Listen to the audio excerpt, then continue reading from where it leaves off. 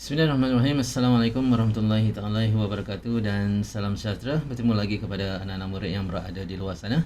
Jadi pada hari ini seperti yang tertera di sebelah kanan cikgu ini iaitu sains tingkatan 2 bab yang ke-9 iaitu tajuk Hubble. Okey, so kalau kita lihat di situ kita akan menelusuri kita akan melihat kepada 9.1 iaitu berhubung kait suhu dan mana dia? Tu. Suhu dan haba, dan yang kedua ialah pengaliran haba dan keseimbangan terma. Okey, so itu adalah subtopik yang kita akan bincangkan pada malam ini. Jadi sebelum itu marilah kita perdengarkan introduction.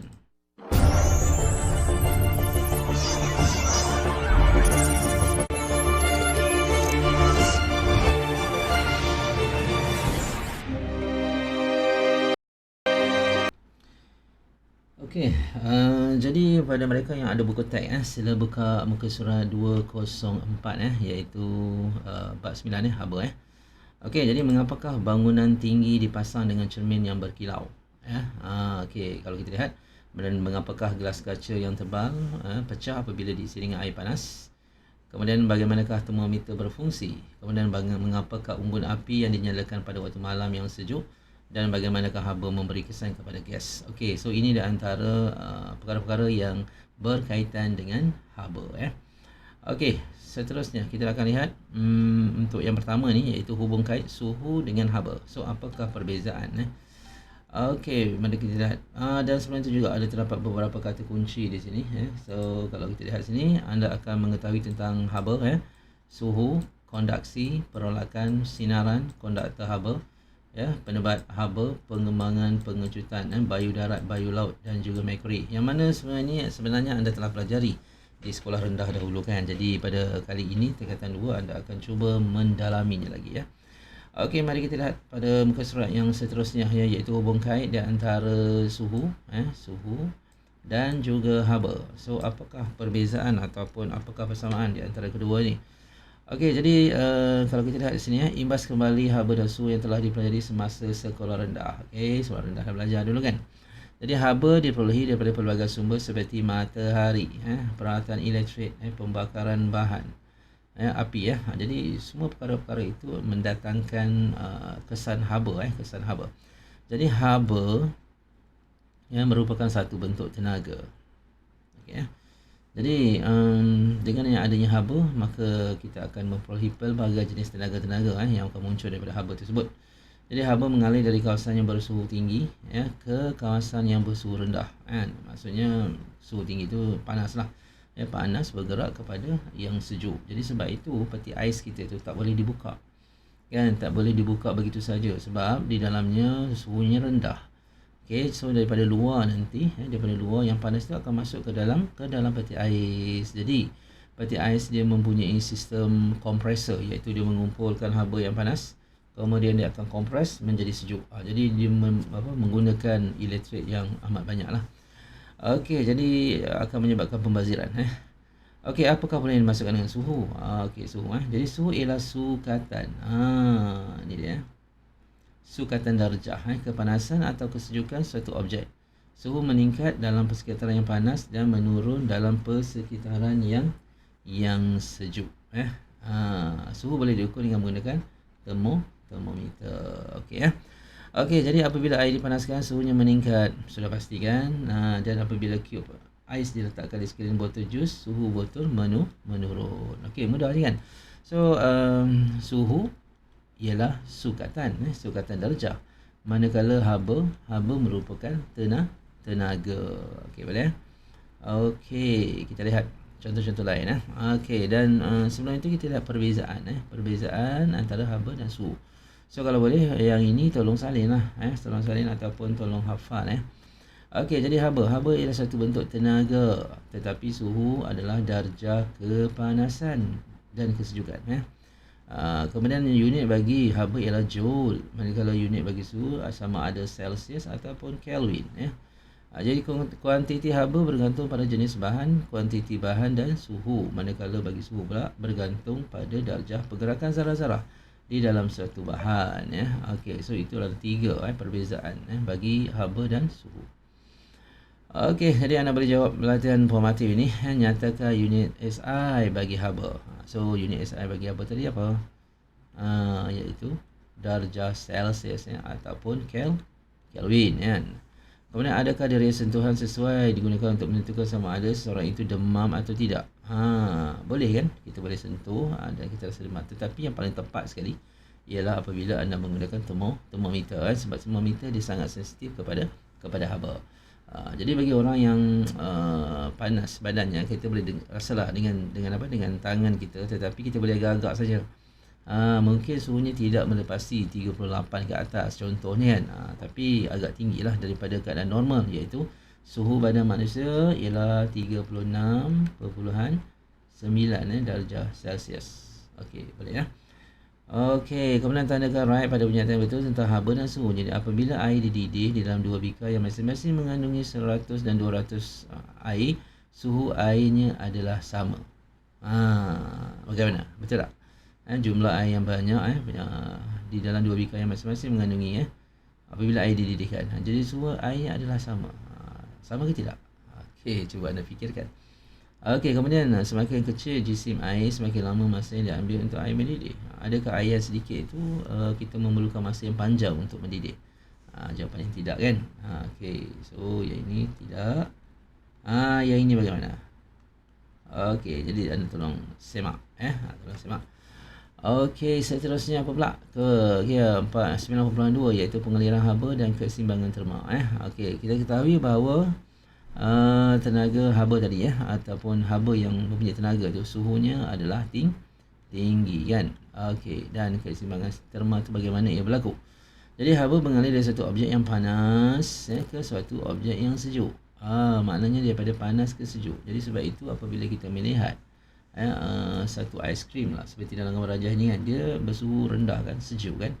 Lama-kelamaan dia akan mencair. Sebab apa? Sebab di kawasan persekitarannya suhunya lebih tinggi. So lebih tinggi itu dia bergerak ke yang lebih sejuk ini. Jadi dia memanaskan aiskrim ni. Sebab itu aiskrim tu akan jadi cair. Jadi pengaliran haba boleh berlaku dalam 3 cara. Ingat pengaliran haba ada 3 cara. Satu melalui kondaksi. Kondaksi ni ialah kaedah menggunakan mediumnya adalah pebejar Okey, perolakan dan juga sinaran, yang mana dia mediumnya adalah cecair ataupun gas Okey, jadi inilah eksperimen Jadi kalau anda lihat apabila kita memanaskan sebatang rod di sini kemudian kita melekatkan pada awannya ialah paku tekan di sini 1 2 3, kita akan dapati bahawa okey, boleh nampak kan. Okey. Okey, kita akan dapati bahawa haba akan panas di bahagian sini dulu. Kemudian sini dan sini. Okey, jadi kita dapati di sini ada lilin kan, Jadi lilin ni apabila kena panas dia akan mencair. Jadi kita akan lihat bahawa paku payung K akan jatuh terlebih dahulu.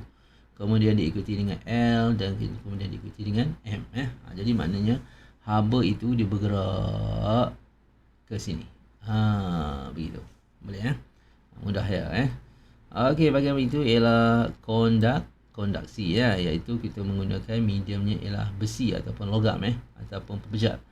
Okey, bagaimana dengan perolakan pula? Perolakan di dalam cecair, perolakan bermaksud dia berolak jadi kita panaskan di sini. Okey, jadi kita lihat bahawa ketulan ini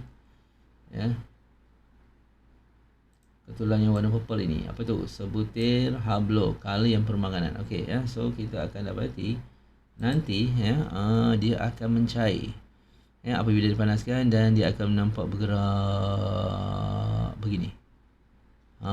Gitu. Okey. Jadi dia memusing daripada bawah ni atas, turun bawah ni atas, begitu.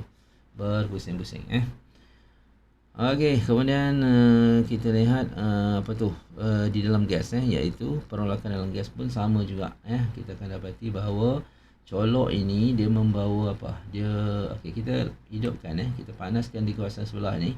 Jadi haba di sini ataupun udara di sini akan naik ke atas. Okey, jadi kita dapati bahawa colok yang berbara ni dia mengeluarkan asap kan. tapi asapnya akan bergerak ke bawah dan masuk ke sini. Sebab apa? Sebab kawasan ini telah pun kehilangan ataupun udaranya telah dipanaskan, maka dia naik ke atas. Jadi yang ini dia akan turun ke bawah kan, oleh kerana tekanan, wujudnya tekanan yang berbeza lah. Okey, kemudian sinaran pula bagaimana? Okey, sinaran lebih kepada pergerakan mediumnya ialah udara ya. Okey, jadi kita dapati bahawa apabila mentol ini dinyalakan, so dia panas kan, dia panas dalam ni. Tapi kita akan buat kepam vacuum, maknanya haba panas ni akan keluar ke sini. Jadi sebab itu kita akan dapati bahawa apabila lubang ini disediakan, maka haba panas ni akan keluar. Okey, konduksi. Okey, ini contohlah proses pengaliran haba dari kawasan panas ke kawasan sejuk melalui medium pekerja lah. Kita akan dapati pergerakannya begini. Yang warna merah ni ialah haba panas, so dia naik ke atas. Dan yang biru dia turun ke bawah sebab dia kurang panas, dia lebih sejuk. Okey, so di sini kita dapati bahawa ada 3 lah kan. Pertama, perolakan berlaku begini. Okey, sinaran daripada pelat besi ni dia pergi keluar. Kita dapati dia membebaskan haba, betul kan?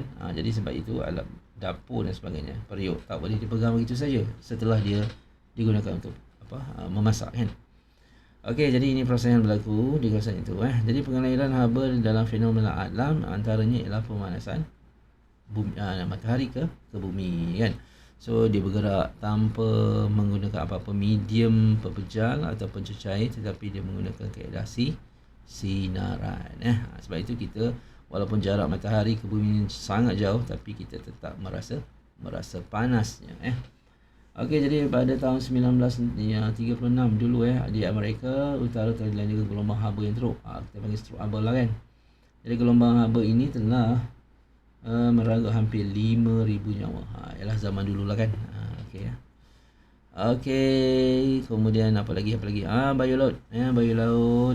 Kenapa ia berlaku begini? Senang nak ingat. Apabila kata bayu laut, maknanya angin. Angin daripada laut pergi ke pantai. Daripada laut pergi ke pantai. Kemudian manakala pantai pula, oleh kerana dia berbentuk logam ataupun berbentuk pepejal, jadi dia akan dipanaskan dan habanya akan naik ke atas. Okey, bila naik ke atas dia pergi ke kanan pula sebab kawasan dia lebih sejuk. Sebab udara tu lebih sejuk daripada yang terhasil itu. Jadi inilah terbuktinya kejadian bayu laut, iaitu angin daripada laut bergerak ke pantai. Dan pergerakan ini adalah berlaku sebaliknya pada waktu malam, yang mana udara sejuk akan turun ke bawah. Kita tahu udara sejuk memang sentiasa turun ke bawah, tetapi yang panas ketika itu ialah laut, iaitu cecair laut.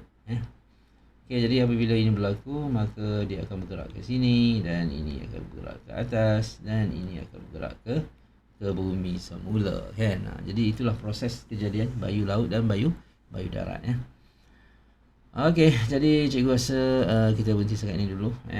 Kita akan sambung lagi untuk pendata haba dan penebak haba, yang mana ia merupakan satu aplikasi.